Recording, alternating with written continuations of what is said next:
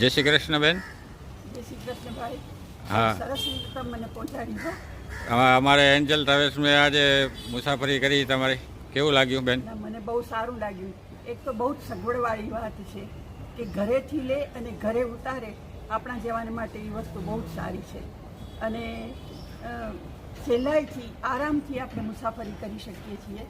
કોઈ જાતના ટેન્શન વિના નથી. ઘરનાને ટેન્શન હોતું નથી, આપણે ટેન્શન હોતું. અને આપણે ઉંમરલાયક માણસોને માટે તો બહુ સારી સગવડ છે. એક કે આ લોકો જેવી રીતે કરે છે એવી રીતે બીજા બે પણ મુસાફરો જો સાથે હોય તો વધારે સરસ રીતે વાતો કરતાં કરતાં આનંદથી. જોકે મેં વસંતભાઈ સાથે ખૂબ ગપ્પા માર્યા, પણ આફ્ટર ઓલ આ બહુ સારી સગવડ છે. અને ભુજથી અમદાવાદ આવવા માટેની આ બહુ સારી સગવડ છે. લાભ લેવા જેવો છે ચોક્કસ. નમસ્તે, બહુ મજા આવે. બેન આપણું નામ શું?